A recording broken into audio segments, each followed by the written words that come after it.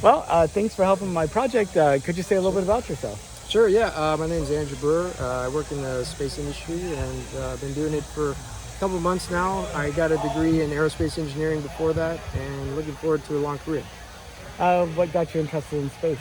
Always been interested in space. I like human performance at the highest level, and what better place to do that than in human space flight. So you're really interested in I mean, you're basically viewing space as like extreme athlete type of situation. Absolutely, yeah. I mean, I think it's incredible what we are able to accomplish as humans, and I'm definitely on that team of pushing the boundaries of exactly what we can do, whether that's diving to the deepest depths with like scuba diving, but specifically in the space industry, that's just fascinating to me. And the idea of exploring the entire universe is amazing. But going back to that human performance, do you think you'd be equally happy working with test pilots? So we can get a number of things done, but like I said, I'm also interested in the exploration of the stars. So if you can tag both in together, why not? That sounds awesome. Well, I guess first of all, did you know that NASA's planning to send astronauts back to the moon again for the first time since 1972? Yeah, the Artemis program. Really excited for all of that and getting back to the moon. Lunar operations should be quite exciting. What makes it exciting to you? I think we can learn a lot about how to live on other bodies outside of just Earth. So it's definitely a stepping stone for our exploration of farther planets in the solar system. It's not a planet, farther bodies in the solar system rather. But definitely going to Mars will be huge, and I think the moon is a testing ground for all of that. All that technology that we're going to be using, and exploration of the surface of the moon will help us later in human space flights. Now, I'm really excited about going in space, just like you are, and about moon, Artemis, going to Mars, beyond. But not everybody is as excited. Some people are like, hey, we have all these problems on Earth, why are we going to space? How do you kind of think about that? So I'm convinced that we've been trying for thousands of years to fix all the problems on Earth, and we're chipping away at them slowly, but we are honestly limited as humans in terms of how much time we have to spend here on Earth. If you look at what scientists predict about the sun expanding one day that'll encompass the Earth, we actually only have really one option, and that's to leave. And I think we can't start soon enough in our exploration of the solar system itself, but also just trying to figure out how exactly we're going to move on to other things if we want to keep humans from going extinct.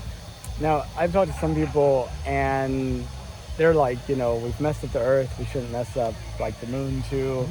And there's some people that really feel like that maybe humanity isn't like a blessing that needs to be spread to the rest of the universe. I was just wondering, what do you think about that? I'm not gonna lie there. You get into germ theory a little bit. It does seem like we're just another disease. If you think about bacteria infecting one cell in the body and then just spreading on to other ones, that's not what we want, right?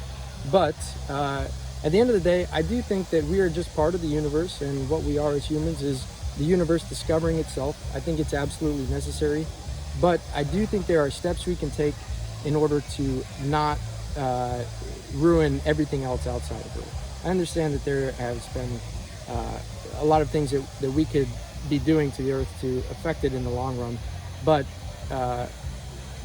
when time runs out, and if there's no more humans here, the opportunity for us to realize that our place in the universe is actually intertwined with the goal of the universe, then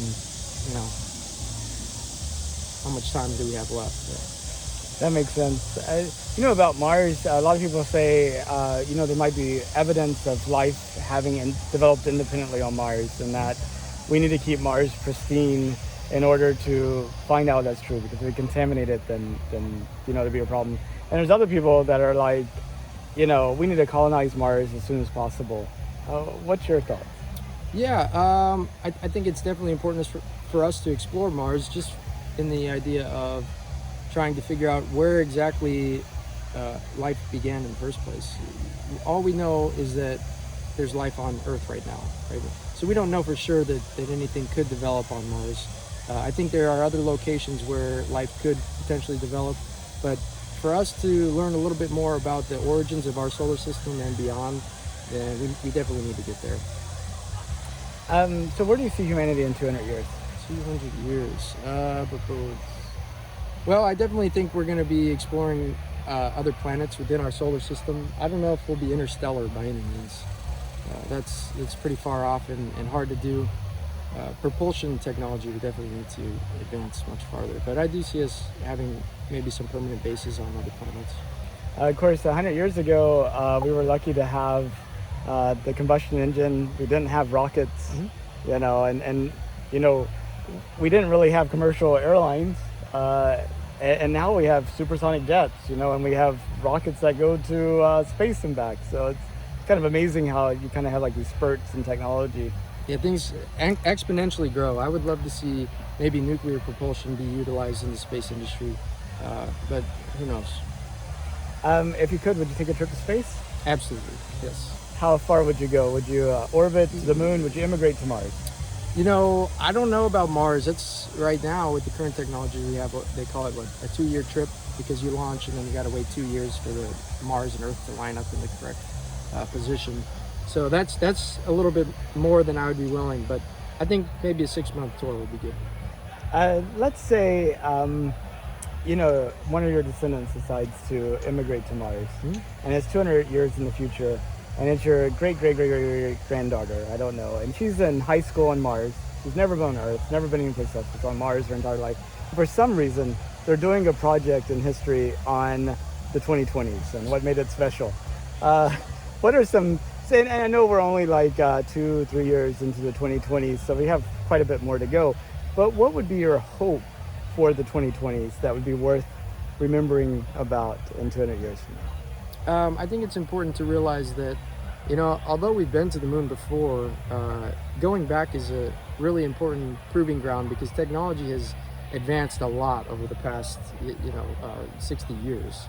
So the fact is, right now, we have a lot better technology to explore space, and I think it's really catching on in the public's eye as well. So what they're realizing is it's definitely possible for space travel to become a little bit more common for regular people, and I think it would be exciting to know that right now the 2020s is really what kicked off the idea of maybe another space race or something that allows future humans to continue exploring the stars. Yeah, I kind of hope this is a decade that the mission patch gets replaced by the boarding pass. Sure, yeah, that'd be great to see. So, well, thanks. Anything more that you want to add? No, this is a really exciting time in spaceflight, and I just think that there's more out there for us. You know, imagine if no one ever came and explored North America. But wouldn't we know? You know, there's so much to be learned out there in the stars, and space exploration is, especially human spaceflight, is absolutely essential for the evolution of humans. That's awesome. Well, thank you so much. I really appreciate it. Yeah, thanks.